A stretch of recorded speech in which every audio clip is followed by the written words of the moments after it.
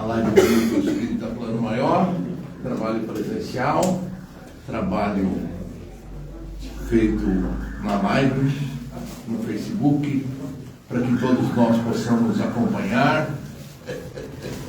O professor Mário aqui já chegando, vai falar sobre um tema chamado obreiros, trabalhadores da última hora. Obreiros do Senhor. Não é? Obreiros do Senhor. Então, apesar de estar 10 graus lá fora, aqui nós temos 27, né? Calores humanos, né? Estamos todos aqui unidos, preparados para esse nosso noite de cromoterapia. E vamos então iniciar o nosso trabalho de hoje sobre as bênçãos do nosso Mestre Jesus, elevando o nosso pensamento a Jesus, buscando receber as melhores vibrações, todo o amor, todo o carinho de Jesus, o nosso Divino Mestre. Quanto mais nós conseguimos nos elevar, nos ligar a Jesus, mais nós receberemos.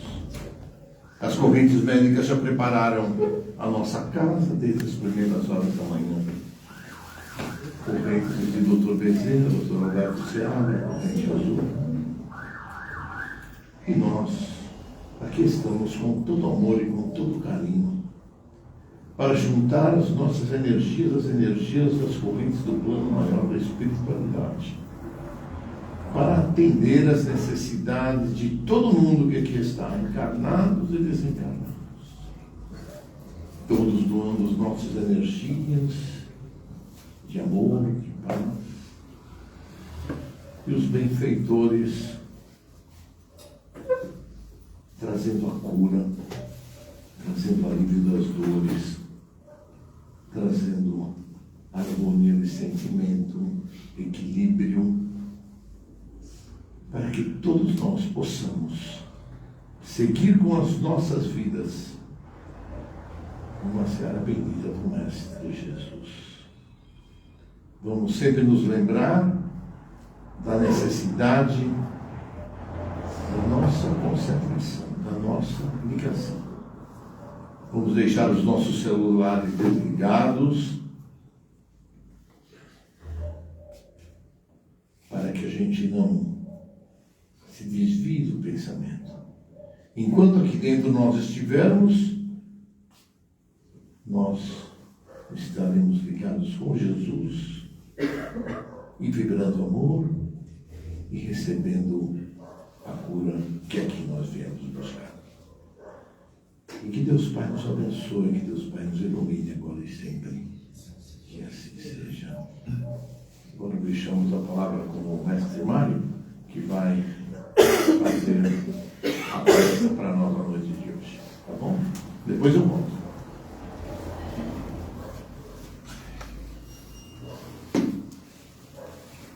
Na altura, hein? Tá bom? Tá bom. Boa noite, gente. Que a gente possa ser bem intuído hoje, no sentido de poder entender o que a mensagem nos traz. Obreiros. Bom, o título já por si fala, né? É uma convocação a trabalhadores. Nos convoca ao trabalho, nos convoca à ação. A mensagem de Jesus exige de nós, por si só, ação, atitude. E antes de entrar propriamente no tema, eu queria falar sobre duas passagenzinhas rápidas do Evangelho que estão inseridas na última ceia. Basicamente são dois diálogos que Jesus tem com Simão Pedro, entre vários diálogos que Jesus teve ao longo da semana que o catolicismo colocou como Semana Santa, né? Mas na semana da Páscoa, na época, vários diálogos que Jesus tinha com os discípulos, dois particularmente chamam muito a atenção para a gente poder conversar um pouquinho sobre obreiros, que ele teve com Pedro. O primeiro deles foi quando Jesus estava lavando os pés dos discípulos. E Pedro, ainda tosco, grosseirão, dizia: não, mestre, o senhor não vai lavar os meus pés. Esses são os ingratos que permitiram, mas eu não vou permitir. E aí Jesus respondeu para ele: Pedro, se eu não lavar os teus pés, você não vai poder ter parte comigo, ou seja, você não vai poder ser meu discípulo. Ali Jesus ensinava o caminho da humildade. Essa humildade que seria a companheira de Pedro pelo resto da sua jornada.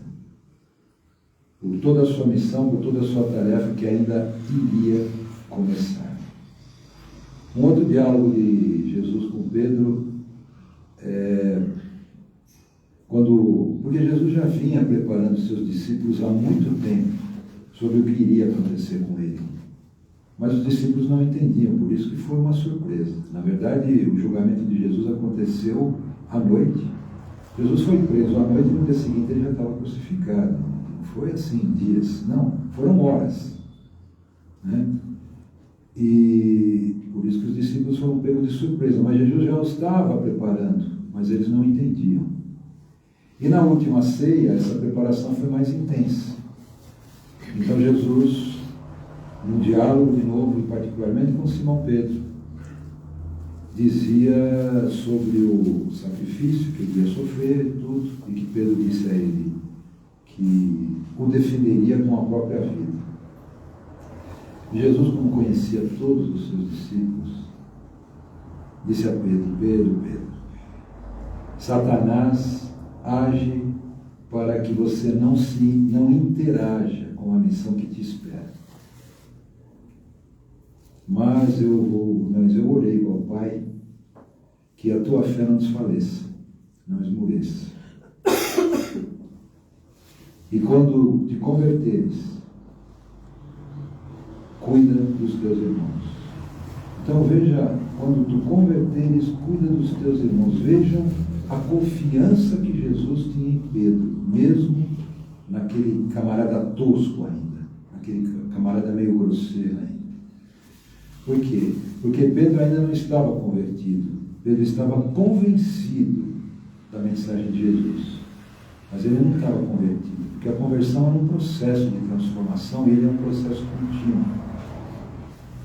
E nesse instante, então, Pedro parou, pensou,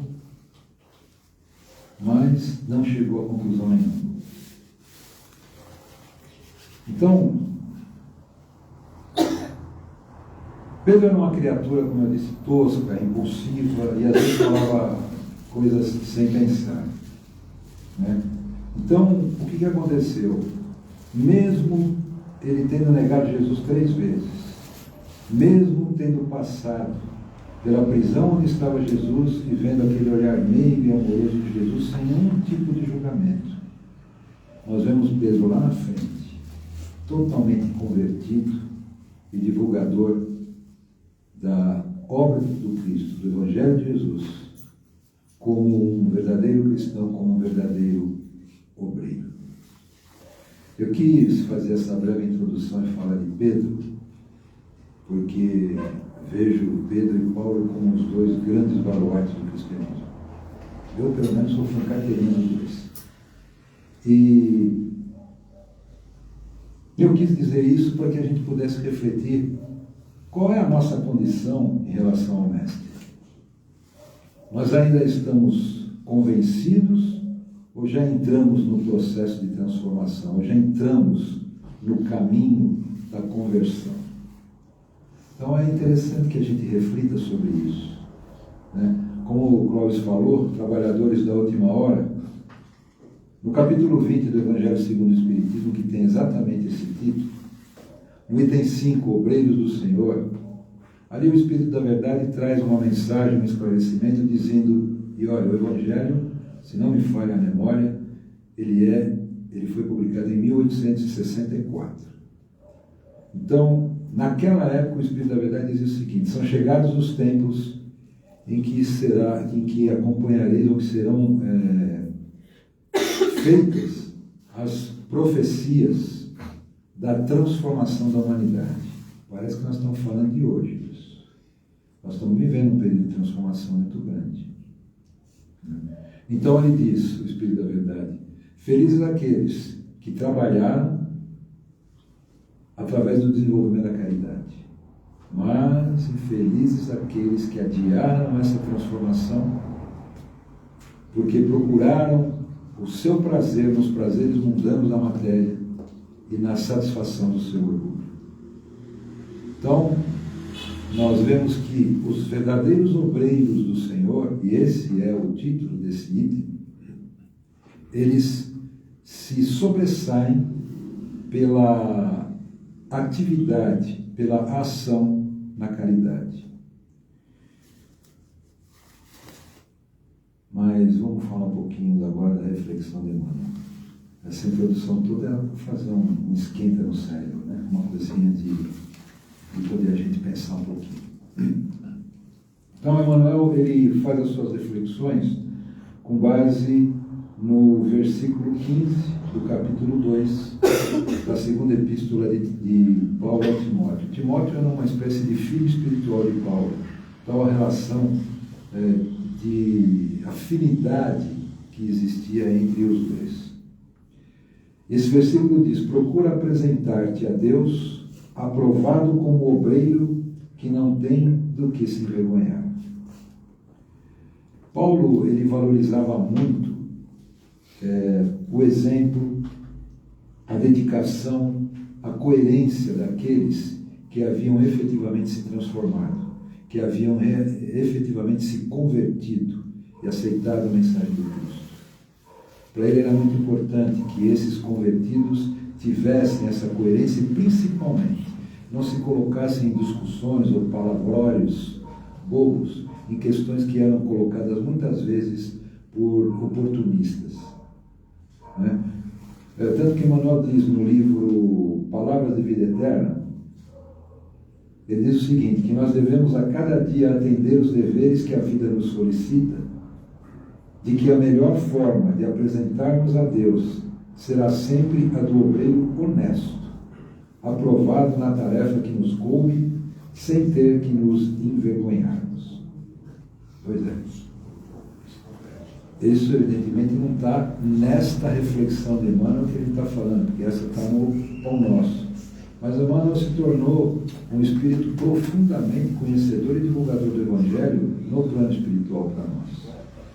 Aliás, a minha admiração por Emmanuel vem por tudo que ele promove a gente, propõe para a gente, mas principalmente pelo que ele foi numa das encarnações, Publio Lentulus, um senador romano orgulhoso, em que teve a oportunidade de conhecer o Cristo. Quem não leu há 2000 anos, leu. Tá? E lá, sem dar spoiler, hein? E lá está escrito que Jesus disse a ele, em espírito, que ele poderia, ali ele teria a oportunidade de sua transformação. E aí depois eu vou deixar para vocês lerem o livro que não leu, porque aí vocês vão entender um pouquinho por que eu estou falando isso. Tá? Mas ele era um senador justo, mas extremamente orgulhoso. E aí, quem conhece essa história há 2000 anos e vê Emmanuel trazer todas essas reflexões sobre o Evangelho, é difícil de não admirar esse espírito. No outro livro da coleção Fonte Viva, o Ceifa de Luz, Emmanuel diz que em qualquer tarefa de elevação, em que esperemos novas aquisições de paz e alegria, felicidade e segurança, não nos esqueçamos de que a possibilidade nasce de Deus e que o trabalho vem de nós. Ou seja, Deus abre as portas, abre o caminho, a obra é nossa, o trabalho é nosso. Né? Portanto, ninguém será um discípulo de Jesus apenas por admirar a sua mensagem, por admirar tudo que ele fez. Não. O verdadeiro discípulo de Jesus, ele se caracteriza pelas ações, pelo agir, por operar, por ser um verdadeiro obreiro. Paulo, em várias situações, e mesmo na carta aos Efésios, quando ele traz o conceito de igreja deriva do grego, né? Igreja, quer dizer reunião, assembleia. Quando ele traz o conceito de igreja aos cristãos, ele mostra que Jesus é a cabeça, é como se fosse um corpo. Jesus é a cabeça. E o restante do corpo são os cristãos que o seguem. O que significa isso? Jesus é aquele que traz a mensagem. E os cristãos, o corpo deles, são aqueles que divulgam o mundo afora. Eu ouvi na internet, outro dia no YouTube, um espiritualista, eu não vou lembrar o nome dele, porque o nome dele parece um nome holandês. Mas ele, eu acho que é brasileiro. Ele dizia o seguinte, que dos 12 apóstolos, 11 eram galileus, só um era judeu, exatamente o que traiu Jesus, Judas. E ele dizia o seguinte, que os 11 que sobraram, porque Judas se enforcou, se suicidou, após ter denunciado Jesus, após ter entregue Jesus. Ele dizia que aqueles 11 apóstolos não haviam entendido a mensagem do Cristo. Eles haviam entendido que a mensagem de Jesus era restrita aos judeus. Então ele escolheu o seu vaso, que foi Saulo, na época. Que Saulo, por todo o conhecimento e sabedoria que ele tinha da lei, seria aquele que divulgaria o Evangelho para o mundo, porque a divulgação da mensagem do Cristo não era para os judeus, era universal, era para o mundo. E foi o que aconteceu. Aí Paulo e Pedro fizeram essa caminhada. Aliás, só uma observaçãozinha, eu falei muito de Pedro. Quem leu a obra Paulo e Estevão vai observar lá na obra a importância de Pedro na divulgação do cristianismo. Ele foi o grande divulgador, o grande impulsionador no início do cristianismo. Por que isso? Existe uma passagem lá em que Tiago, tinha o Tiago menor e o Tiago maior. O Tiago maior era judeu. Ele era galileu, mas ele tinha a lei de Moisés muito clara para ele. Então ele defendia que mesmo os cristãos deviam fazer a circuncisão, como os judeus faziam. Paulo já não. Paulo não concordava com isso. E Tiago e Paulo sempre tiveram muita divergência. Mas o equilíbrio, o ponto de equilíbrio foi Pedro. Porque se Pedro não agisse ali, equilibrando aqueles sentimentos, dizendo, não, Paulo, você tem razão, não, Tiago, você também tem a sua razão, mas o importante é que nós divulguemos a mensagem, o cristianismo poderia ter se interrompido. Então, vejam como é importante, e por isso que eu quis falar de Pedro no início, como é importante a obra de Pedro para o início do cristianismo, e daí para frente a gente já conhece a história. Né? Então, quando eu falei que Paulo faz essa comparação do conceito de igreja com Jesus como sendo a cabeça dos seus seguidores do corpo, na verdade, ele nos diz o seguinte, que Jesus alcança as suas criaturas através das próprias criaturas. Ou seja, Jesus é a cabeça pensante. E os cristãos divulgam abraçando. Imagine, nós aqui acolhemos aqueles que vêm buscar acolhimento aqui. Nós somos cristãos e acolhemos aqueles que, se não são, vão se tornando cristãos. Não necessariamente espíritas, mas cristãos. Por quê? Porque percebem que essa é a mensagem de Jesus. O verdadeiro obreiro de Jesus age pela caridade, pelo amor, pela dedicação, sem nenhum tipo de interesse. Isso que é muito importante. Bom, como eu sempre faço, a gente fala sobre o tema, mas eu leio a mensagem para que a gente possa entender. Esse aqui, então, é o capítulo 145 do livro Pão Nosso. Eu já li aqui o versículo, né? Então, Emmanuel começa a sua reflexão dizendo o seguinte: desde tempos imemoriais, idealizam as criaturas 1000 modos de se apresentarem a Deus e aos seus mensageiros. Se a gente for buscar na história das religiões, a gente vai ver que várias eram as formas de culto de adoração a Deus. Várias as formas. Desde as mais luxuosas, colocar a Deus, deuses deles, né? Colocar pertences de valores em altares, como até mesmo sacrifício de animais e seres humanos. Mas com a evolução a gente vai amadurecendo nossa forma de cultuar e adorar a Deus. No livro dos Espíritos, nas leis naturais, uma das leis é a lei da adoração. Muita gente preocupa-se durante a existência inteira em como talhar as vestimentas para o concerto celestial, enquanto crentes inumeráveis anotam cuidadosamente as mágoas terrestres, no propósito de desfiá-las em rosário imenso de queixas diante do Senhor, à busca de destaque no mundo futuro. O que significa isso? Que muitos passam a jornada achando que, porque fizeram alguma coisa de bom, até mesmo na área religiosa e tal, já vão poder estar batendo um papo íntimo com Deus. E não é bem assim, né? É preciso que a gente trabalhe, mas o trabalho ele não é externo. Por isso que eu falo sobre fazer alguma coisa religiosa, porque isso é na visão dos outros, mas o critério de avaliação divina é outro, é a sua transformação interior. Então, quando nós falamos de obreiro, nós transferimos para o externo aquilo que interno nós nos transformamos, aquilo que interno nós nos convertemos, né? Então, a cada um segundo as suas obras, já dizia Jesus. A maioria dos devotos deseja iniciar a viagem além da morte com títulos de santos. Todavia, não há maneira mais acertada de refletirmos em nossa posição com verdade, além daquela em que nos enquadramos na condição de trabalhadores. Quaisquer títulos no mundo, qualquer um, doutor, o que for, não é importante. Como eu falei, a avaliação divina não é pelo exterior, é pelo interior. O que importa, na verdade, é o valor da obra executada. Qual é essa obra? A obra que a mensagem do Cristo traz a nós. A obra feita com amor, feita com caridade. A obra de amor ao próximo. Evidentemente que nós estamos na Terra, nós precisamos obrar no sentido de trabalhar para o nosso bem material também. Isso, Jesus nunca disse que isso não tinha que ser feito. Mas nós temos que ter a consciência de que aquilo que nós nos transformamos interiormente é o que vai refletir para fora daquilo que é a verdadeira obra do Cristo. O mundo é departamento da casa divina.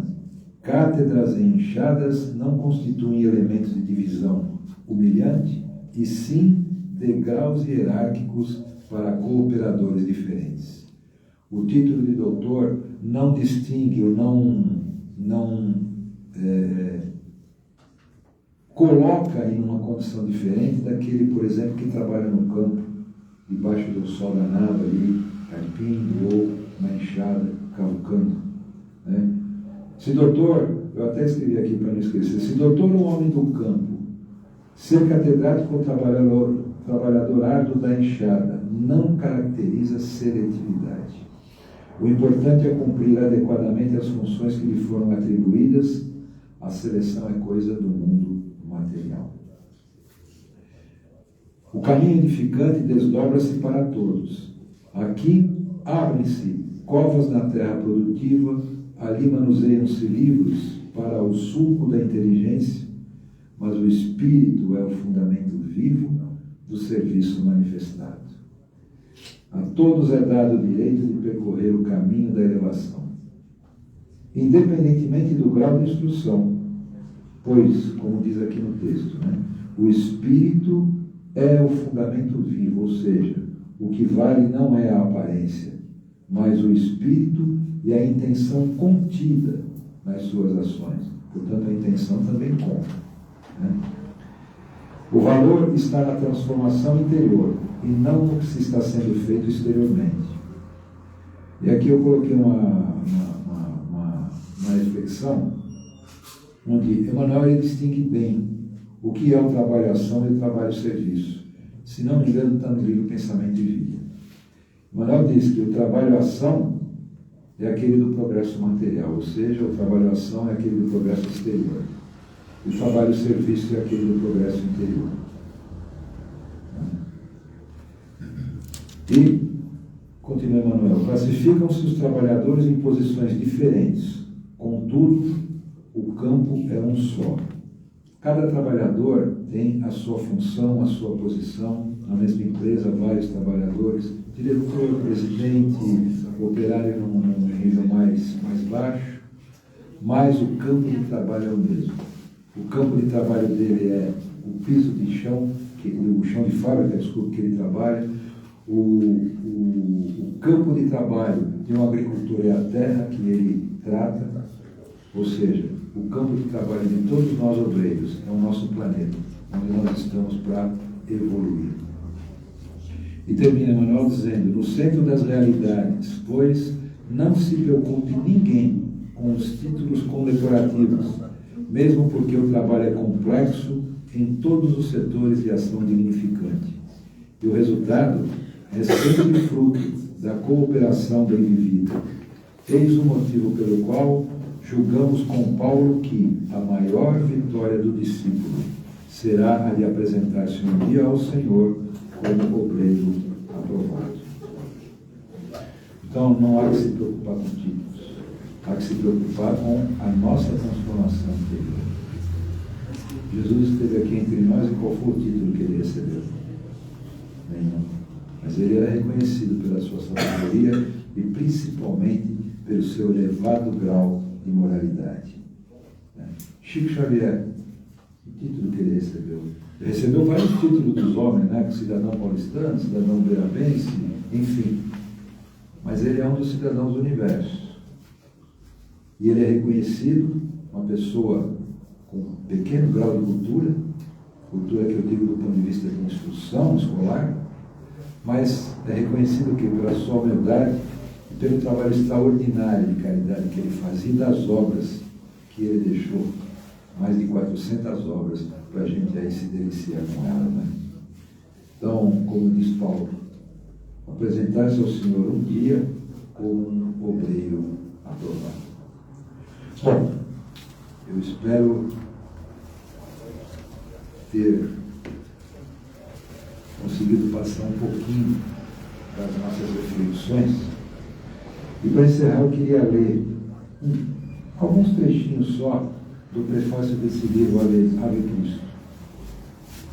Bom, esse aqui faz parte daquela coleção de Emmanuel, chamado Romances de Emmanuel, que é Paulo e Estevão, há 2000 anos, 50 anos depois, Ave Cristo e Renúncia. No prefácio, bom, apenas para colocar um contexto, aqui, nesse livro, o contexto é na época, no final do século III, onde os cristãos eram perseguidos por um imperador romano chamado Diocleciano. E conta a história de um jovem romano que se converteu ao cristianismo e defendeu-se cristão com a própria vida até o final. Esse jovem romano tinha o nome de Quintus Varros, ou Quinto Varro, às vezes a gente vê escrito por aí. Nada mais é do que mais uma encarnação de Emmanuel. E aqui, a mensagem do livro traz o quê? Traz a fidelidade ao Evangelho, o poder transformador da fé e do amor, a vida eterna e a reencarnação como um caminho evolutivo.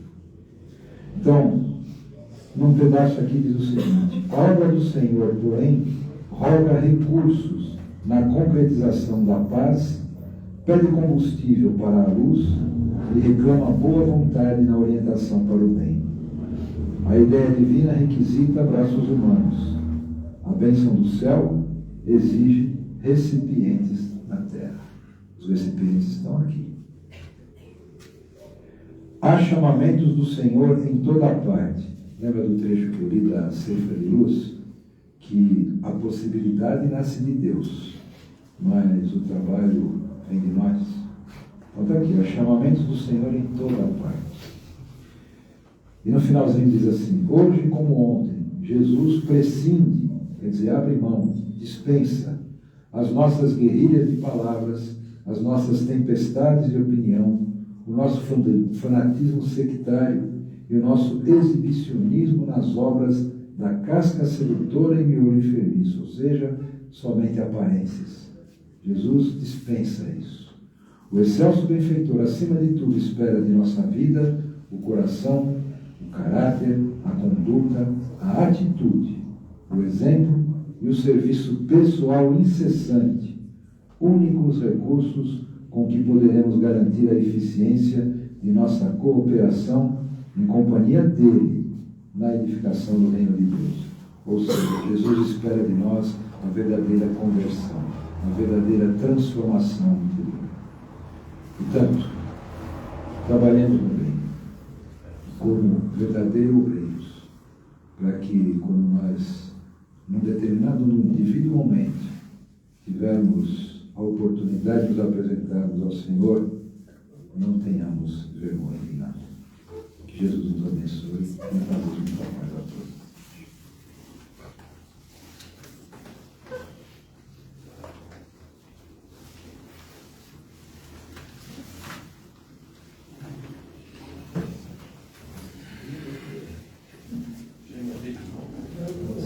Já chegou meu bem.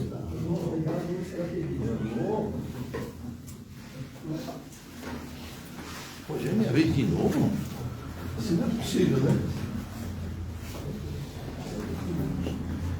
Bom, gente, então vamos lá, né? Voltamos aqui com vocês para fazermos as nossas vibrações, né? Vibrações que nós vamos usar todo o nosso amor, toda a nossa boa vontade para disponibilizar ao plano espiritual, né? Já que nós somos obreiros, vamos obrar, vamos trabalhar junto com o plano espiritual e vibrando inicialmente em favor da paz mundial. Que os dirigentes das nações possam encontrar através do diálogo a paz para todo o nosso planeta, especialmente entre Israel e palestinos, Hezbollah, Hamas, Houthis, Irã, todos eles possam cessar fogo, permitir corredores de alimentos humanitários para ajudar os palestinos. Vamos ficar também pela paz entre Ucrânia e Rússia, que possa haver a paz para aqueles países, reconstituição das cidades, para que aquele povo possa voltar a viver em paz.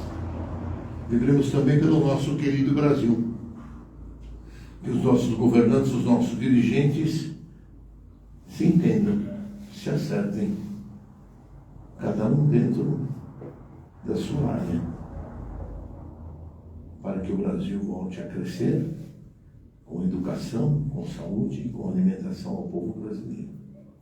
Vamos lembrar também por todos os hospitais, casas de saúde e pronto-socorros, enfim, onde haja um leito de dor ao Mestre Jesus, que as tuas luzes, a tua presença, tuas bênçãos ali estejam presentes, curando, restaurando, equilibrando. Vamos também, Mestre Jesus, vibrar por todos os detentos. Que os detentos possam encontrar, Mestre Jesus, no seu arrependimento, no seu pedido de perdão, o início da sua reestruturação, do restauro das suas emoções, para seguirem um novo caminho, ainda nesta encarnação. Vibremos por todos aqueles que se encontram no umbral, no Vale das Trevas e Vale dos Suicidas. Que as equipes de resgate, as caravanas de resgate possam encontrá-los e levá-los às colunas do plano espiritual. Vibremos por todos aqueles ligados aos vícios, quer seja de sexo, de álcool, de cigarro, de drogas. Mestre Jesus, que a tua luz ali se faça presente. O teu evangelho seja o norte para esses irmãos se libertarem dos seus vícios e iniciarem a sua caminhada. Vamos orar também, Mestre Jesus, por todos aqueles que se encontram nas creches, nos orfanatos, nos asilos, pela juventude desajustada, pela velhice desamparada, Mestre Jesus. Que o teu exemplo, teu amor seja a diretriz para todos eles seguirem em frente, progredirem e crescerem. Vibremos, Mestre Jesus, pela paz entre todas as religiões. Vibremos por todos os lares em desarmonia. Vibremos também por todos os suicidas. que eles possam receber o bálsamo do amor de Jesus e Maria de Nazaré envolvê-los e abençoá-los, e que possam ser resgatados para seguir uma seara bendita do Mestre Jesus. Vamos lembrar também por todos os nossos desafetos desta encarnação e de encarnações passadas. Que os nossos amigos do plano maior da espiritualidade levem até esses nossos desafetos o nosso arrependimento por todos os males que praticamos. E o nosso pedido de perdão também, por tudo aquilo que de errado fizemos. Que possamos juntos seguir uma seara bendita do Mestre Jesus, para darmos continuidade à nossa vida. Nós vamos vibrar também, Mestre Jesus, por todos aqueles desaparecidos, quer seja crianças, jovens e adultos, que as equipes de resgate possam ser intuídas na direção certa a seguirem o caminho. Nós vamos vibrar também, Mestre Jesus, por todos os nossos parentes, amigos e irmãos.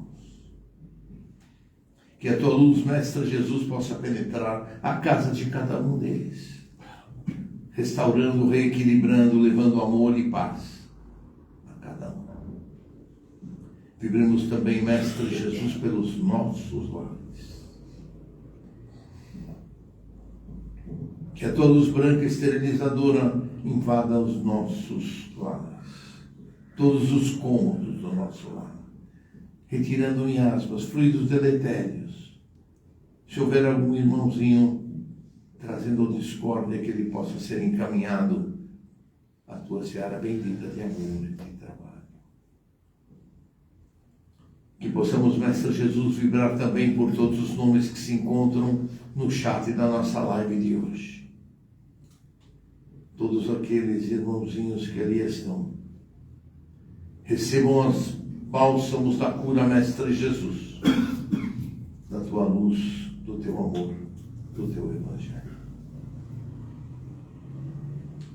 Peço também, Mestre Jesus, que as correntes médicas fluidifiquem as águas daqueles que aqui estão presentes, assim como daqueles que as colocaram na live, que nos acompanham neste momento.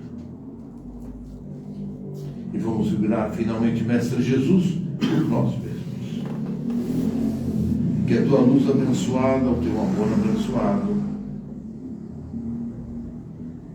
possa energizar-nos, fortalecer-nos e permitir que a cada dia mais ampliemos a nossa fé em ti, Mestre Jesus, para que possamos ampliar a nossa reforma íntima, estarmos cada dia mais perto de ti. E que Deus Pai nos abençoe, que Deus Pai nos ilumine agora e sempre, que assim seja. Agradecemos, Mestre Jesus, pela oportunidade de estarmos aqui, oportunidade do trabalho, oportunidade das energias positivas, das bênçãos aqui recebidas, Mestre Jesus. Que possamos estar cada dia mais unidos a ti, cada dia mais fortalecidos na fé, e que possamos trilhar este caminho na tua direção. E que Deus Pai nos abençoe, Deus Pai nos ilumine agora e sempre, que assim seja. Lembrando vocês que semana que vem, quarta-feira, dia 9, é feriado em São Paulo.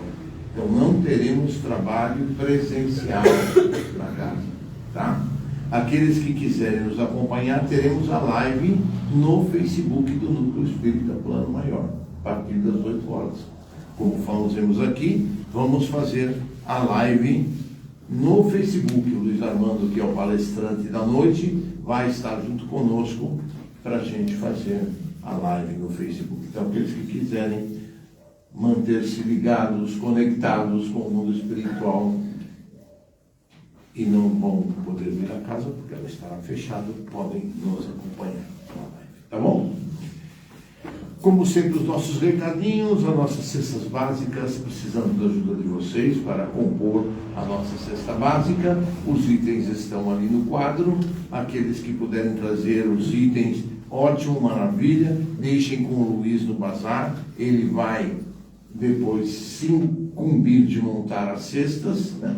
Aqueles que não puderem, não quiserem, preferirem fazer Pix, tem o número do Pix ali no quadro também, que vocês podem fazer para nos ajudar.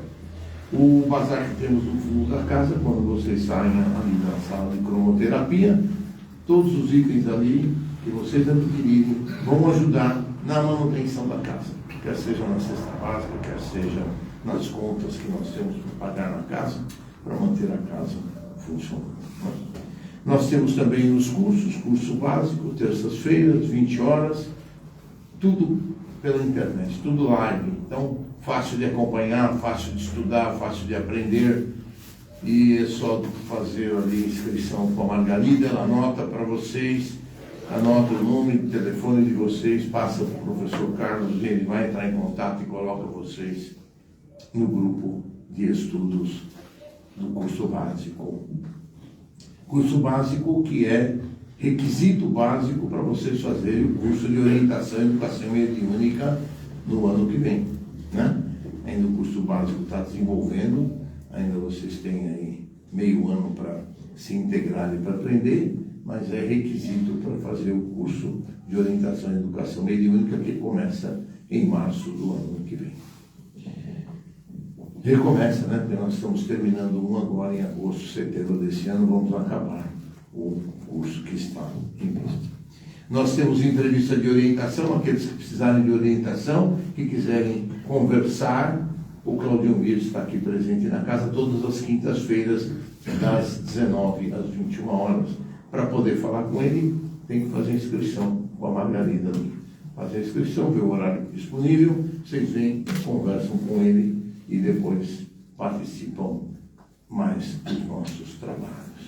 Nós temos sempre no último sábado de cada mês tratamento agendado de cura. É um tratamento especial para aqueles que têm alguma moléstia mais grave, ou pode ser uma depressão, ou pode ser uma superansiedade, ou outra moléstia qualquer, mas tem que passar na entrevista de triagem com o Claudio Mir para poder participar desse trabalho, né? Nós temos no andar de cima uma biblioteca com muitos títulos, muitos livros que vocês podem ir lá retirar, ler, devolver, trocar e assim aprender um pouco mais sobre a nossa doutrina. Eu sempre recomendo que vocês tragam uma garrafinha de água para que vocês levem para dentro da sala de cromoterapia e fluidifiquem as águas com os fluidos específicos para cada um de vocês, tá? Aqueles que não trouxeram, quiserem adquirir, o Luiz do Bazar também tem a garrafinha de água para vocês adquirirem. Se não, vocês podem sempre trazer de casa e levar na sala de cromoterapia, tirem a tampa, coloquem no chão, do lado da cadeira, embaixo da cadeira, para que ela seja fluidificada junto com o tratamento de vocês. Como vocês sabem, a gente já tem a nossa live de hoje, quarta-feira, live de domingo, tudo às 20 horas. A live de domingo também no Facebook do Núcleo Espírita Plano Maior, para que vocês possam nos acompanhar nas quartas e nos domingos. Tá bom? Deus abençoe vocês, uma ótima cromoterapia e fiquemos em paz. Que assim seja.